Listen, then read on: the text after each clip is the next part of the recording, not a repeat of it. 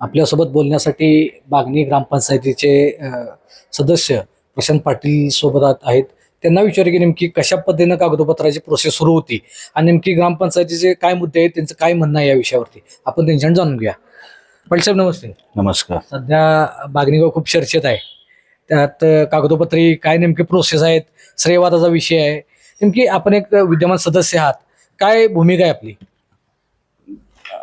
सर्वप्रथम बागडी ग्रामपंचायतचे सर्व सदस्य, सरपंच यांच्या तसेच गावातील शंभूप्रेमी, शिवप्रेमी सर्वांच्या मागणीनुसार दिनांक 26/12/2025 रोजीच्या ग्रामसभेत शंभूप्रेमी तसेच शिवप्रेमी यांनी मागणी केल्याप्रमाणे तसेच मासिक सभा ग्रामपंचायतीची दिनांक 28/4/2026 रोजीची मासिक सभा याच्यानुसार सदर स्मारकासाठी जी जागा आवश्यक होती ती ग्रामपंचायतीनं पहिल्यांदा देण्यास मान्यता दिली.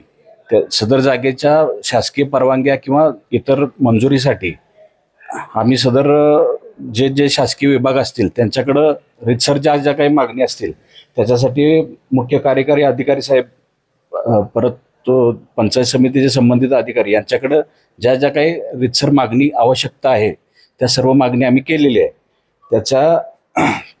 त्याला यश म्हणून आम्हाला कालच आमचे वाळवा पंचायत समितीचे सभापती आदरणीय उदयसिंह पाटील दादा यांच्यामार्फत आम्हाला निर्लेखनला प्राथमिक मान्यता मिळालेली आहे आणि ह्या कामाला आता गती मिळायला काही अडचण राहिलेली नाही.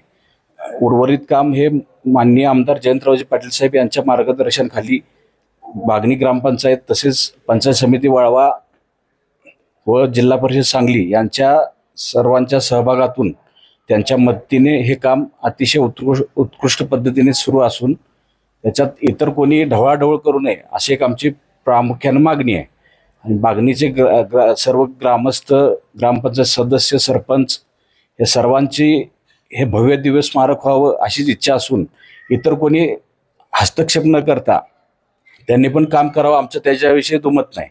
पण काम करत असताना श्रेयवादाची लढाई न करता हे काम योग्य पद्धतीनं आणि एक भव्य दिव्य देखणं व्हावं याच्यासाठी प्रयत्न करा. श्रेयवादाची लढाई याच्यामध्ये पडू नये आणि सदर कामासाठी जिल्हा परिषद सांगली, पंचायत समिती वाळवा व ग्रामपंचायत बागणी हे सर्व माननीय आमदार जयंतरावजी पाटील साहेब यांच्या मार्गदर्शनाखाली काम करणारे असून त्यांच्या मार्गदर्शक सूचना, त्यांच्या ज्या काही आवश्यक बाबी असतील त्याची पूर्तता करूनच हे कायदेशीर पद्धतीनं हे सर्व कामकाज चालू आहे.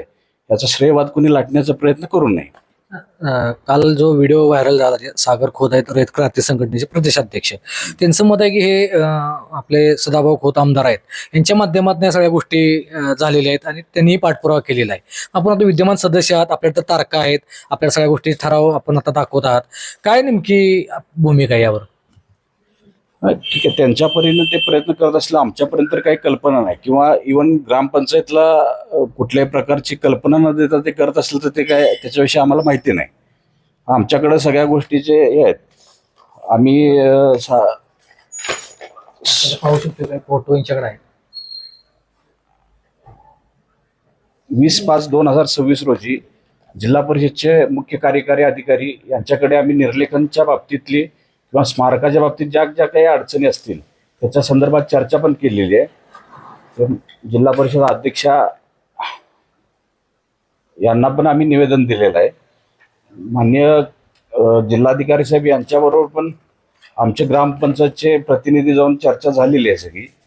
त्यालाच आता ते काम अंतिम टप्प्यात असताना